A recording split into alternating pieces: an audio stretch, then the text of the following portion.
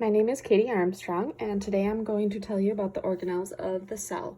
So we'll start out with the plasma membrane, and the plasma membrane is composed of a phospholipid bilayer, and it helps define the boundary of the cell. And this is also what is going to interact with other cells.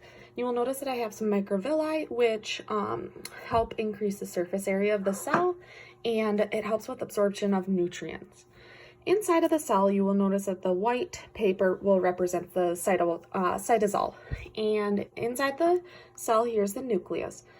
The nucleus is the largest organelle within the cell, and it controls the chromosomes and is the genetic control center. And then surrounding the nucleus is the nuclear envelope.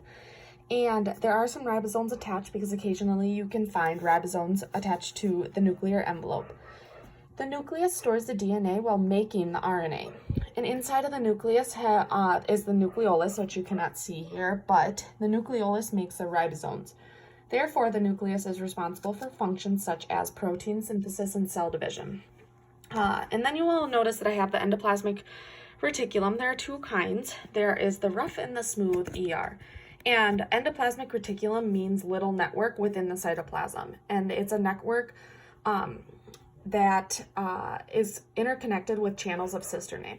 There are two types, so the rough and the smooth ER. The rough ER is going to have the ribosomes attached, and it's continuous with the nuclear envelope.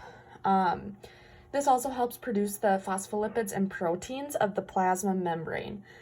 And it also synthesizes the proteins, which are then packaged into the lysosomes or secreted from the cell. And it's going to be most abundant in cells that produce or that synthesize large amounts of protein. And then the smooth ER, you will notice, has no ribosomes attached. It's more tubular shaped. This is going to help detoxify the cytoplasm. And this is more abundant in cells that engage in extensive detoxification, such as the liver. And then the ribosomes that are attached to the rough ER, and they're also free in the cytosol. They are produced in the nucleolus, and they help read genetic material. It's considered a messenger RNA. And they also produce peptides and proteins. Then moving over to the Golgi complex.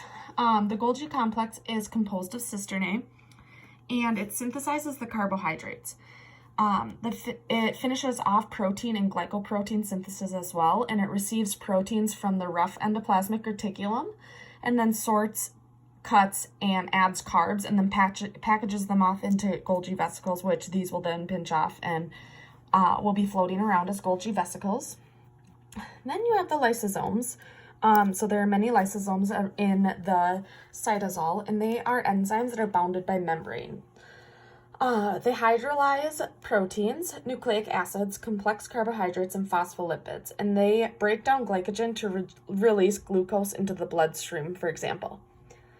Lysosomes help digest and dispose of extra and non-vital organelles, and it will also assist in cell suicide. So when a cell has done its job, it will destroy themselves.